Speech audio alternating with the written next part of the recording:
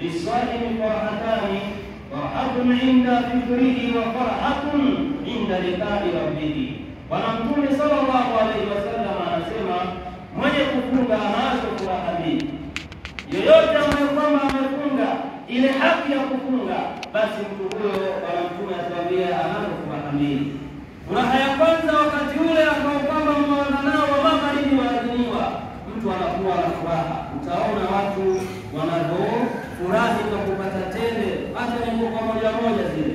Utaona watu ambao kwamba wakipata tikiti hata ni nyeupe kama kanzu zetu tulizovaa leo, lakini kwa sababu yamefunga anaona ni furaha. Ile ni furaha.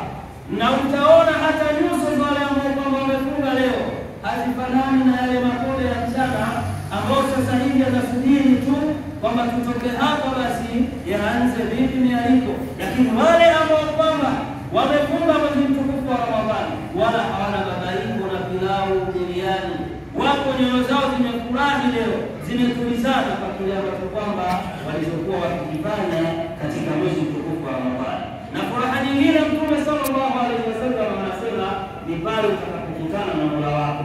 Kwa sababu gani?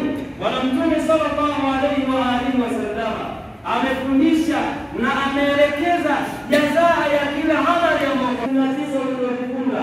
Mwenyezi Mungu akupe malipo ambayo kwamba unayafanya, furaha ikazidi. Hiyo ni furaha mbili ambazo kwamba mwenye kufunga anakuwa nazo.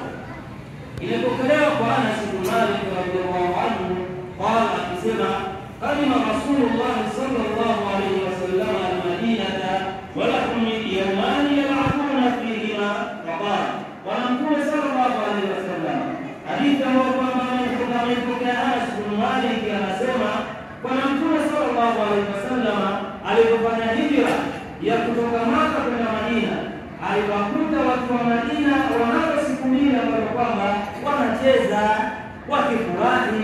Bwana Mtume sallallahu alaihi wasallam akasema kuambia watu wa Madina, ma hadhani yawmani, nyinyi watu wa Madina, hizi siku mbili ambazo kwamba wafurahi wacheza zina nini? Qalu, wakasema watu wa Madina, kunna nalahu fihima fil jahiliyyah. Hizi siku hizi kabla ya Uislamu, maana kabla hujatumizwa wale mtume, tulikuwa katika ujahiliya huko, tulikuwa tukifurahi tukicheza. Mtume sallallahu alaihi wasallam akasema, inna Allaha hakika Mola wenu abadalakum khayran minkuma, amekubadilishieni kunako siku mbili hizo, yauma al-adha wa yauma al-fitri, amekuwekeeni basi mfurahi mcheze kunako siku mbili, Eidul Adha hii ya mfungo tatu na hii ambayo kwamba leo tunafurahia. Na ukisoma katika sheria ya Kiislamu, Bwana Mtume anatueleza kuwa kuna mambo ambayo kwamba aliyakuta Madina, aliona yanafaa